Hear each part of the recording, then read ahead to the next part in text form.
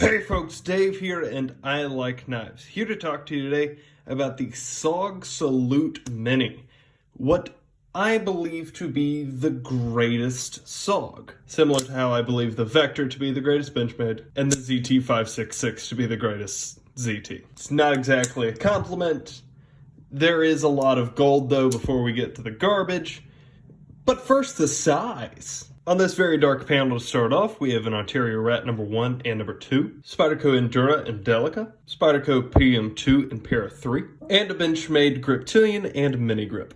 As you can obviously see, this SOG Salute is very mini, lining up very well with my other small knives. Not a market that I specifically prefer to stay in, but it is something that's very important to exist, especially when you're sharing catalog space with something like the SOG CLXR.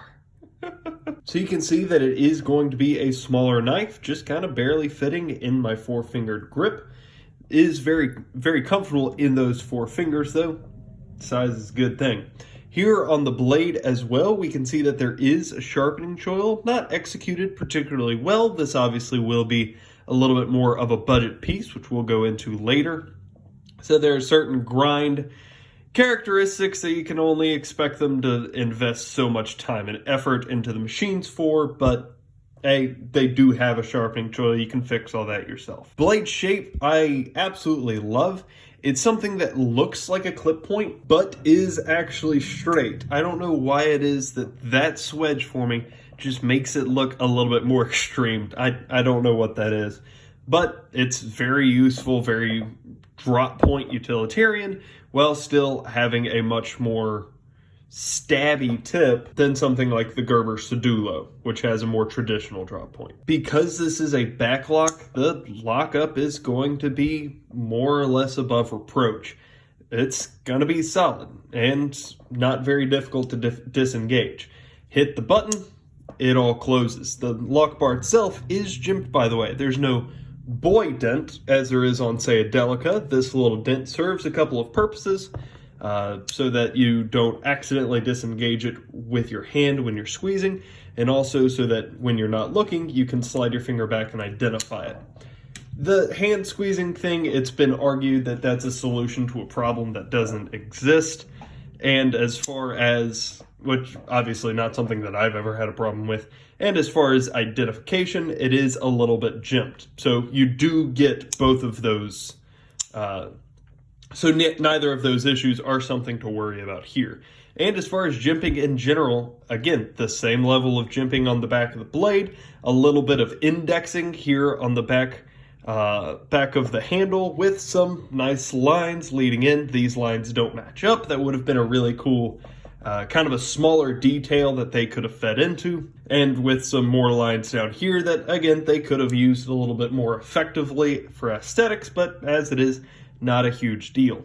The thumb studs, I appreciate the innovation for.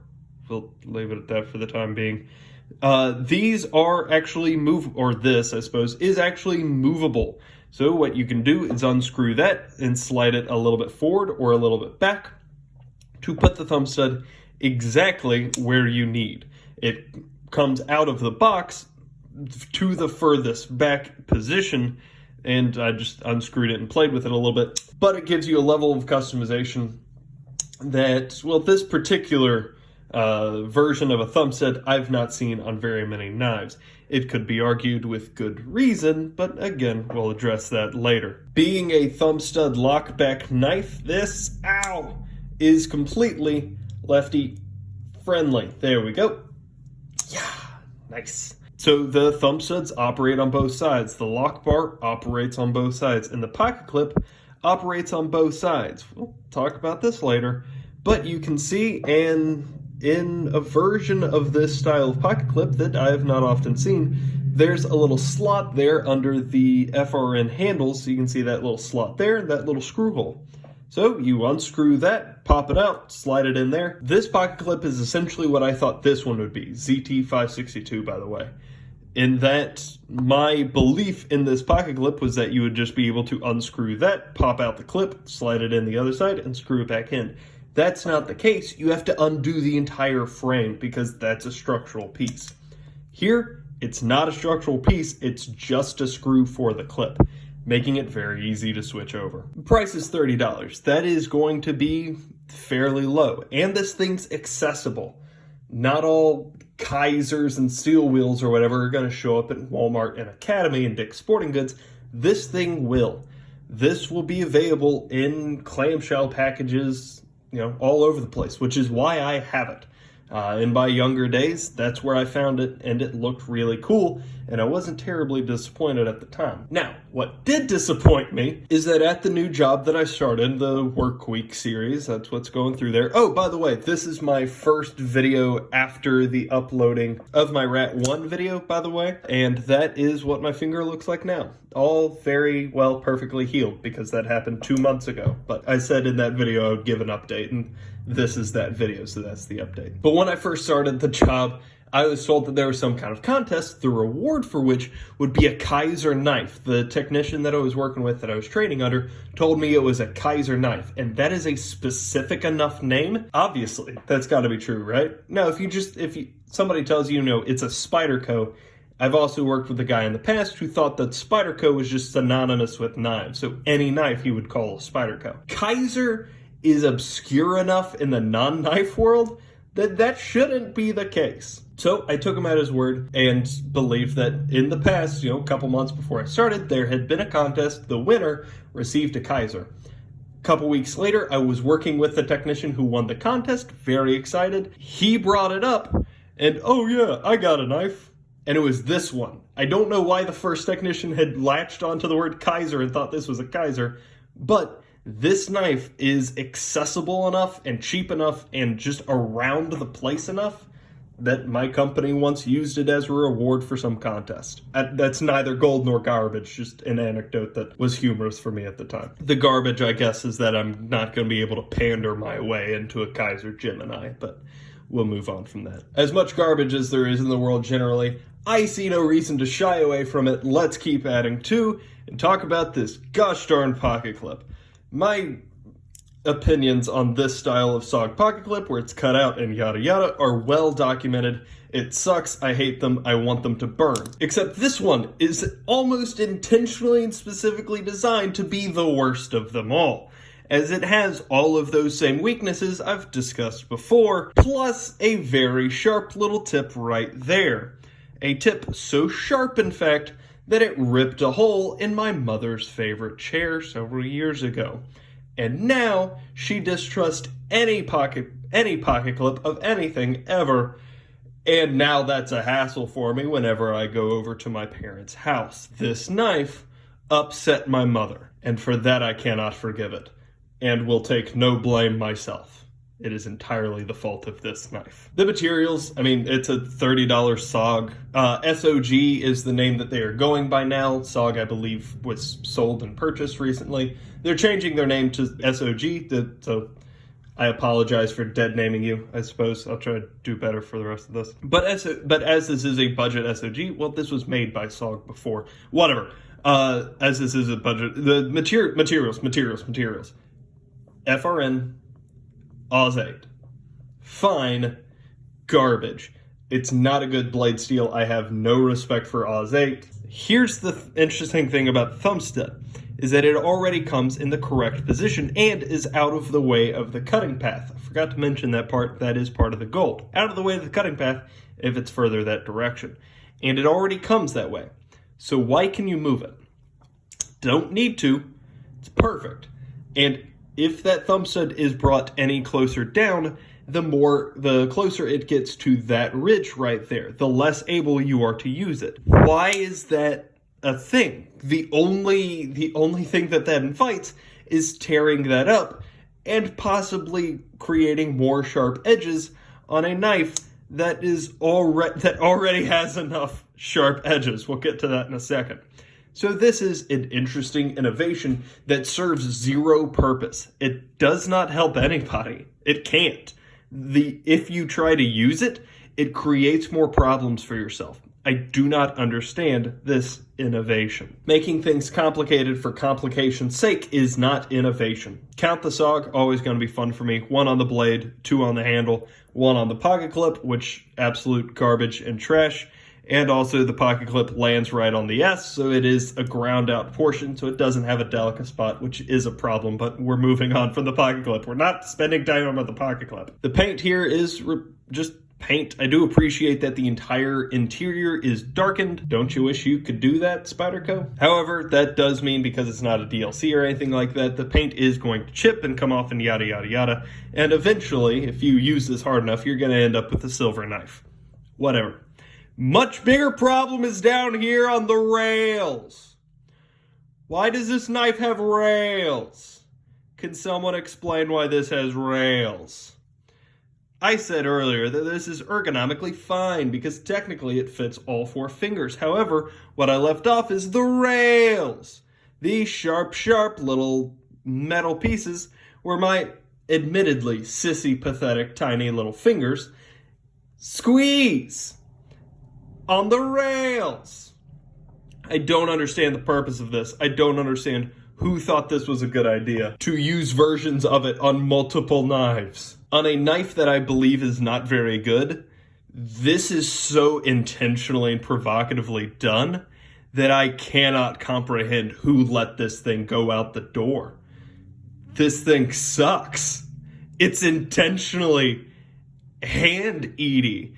And also, what are these slots? Are those lanyard holes? Name me any kind of paracord or anything larger than twine that's going to fit through that. I don't understand. I cannot comprehend. Who didn't grab this?